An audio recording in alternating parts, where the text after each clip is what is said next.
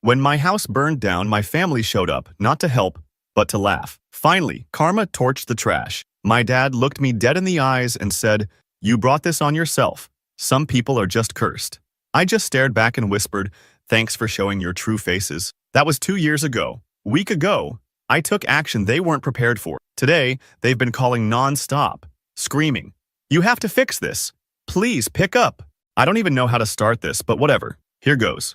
So this was 2 years ago, and I still think about it every damn week. I guess that's normal when stuff goes sideways in a way that's just not what you expect from people who are supposed to have your back. Not that my family ever really did, if I'm being honest, but I always kind of thought when things got serious, they'd at least pretend for context.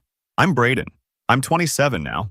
I moved out a while back because my family is IDK, not toxic in the way Reddit loves to say, just competitive and cold. Like everyone's always trying to prove they're better. My dad especially. He's always been the big man. Everything's a contest. My older brother Carson's like a clone of him. Always got something to say about how people need to take responsibility and man up and whatever. My sister Nicole, she'll smile in your face and send screenshots of your text to the family group chat later. Mom mostly just tries to keep everyone from killing each other, but she's got that "I warned you" look down to an art. So anyway, I'd scraped together enough for this old rental house.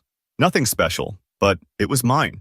And it was quiet and I could have my own life. First couple months were good. I had my own routines. Nobody breathing down my neck. I didn't invite people over, didn't have family dinners, just did my own thing. I know they all thought I'd fail, but TBH, I was fine with that. Kept my head down, paid my own bills, sorted out my own stuff. I didn't ask them for anything, not even when my car battery died and I had to Uber to the groceries for a week. Then, one night, everything just went sideways. I'd been up late, probably doom scrolling on my phone, when I smelled smoke. At first, I thought maybe I left something on, but the fire alarm started going off and I realized it was real. I grabbed my phone, wallet, keys, didn't even put on shoes, just bolted out. The fire department came fast, but the house was old and by the time they got it under control, half the place was black. I just stood there on the curb watching my stuff go up and honestly, I felt weirdly blank, like I should be freaking out, but my brain was just stuck on repeat. Anyway, I called Carson because I didn't know who else to call, and he actually picked up. I told him what happened, said I just needed a ride or something. He said he'd come by. I thought maybe, just maybe, this was the moment someone would step up.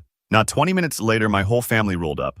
Not just Carson, but my dad, Nicole, her fiance, who I barely know, and Mom. They all got out, and for a sec I thought, okay, maybe they're here to help. But then Carson walked right past me, pulled out his phone, and started filming the house.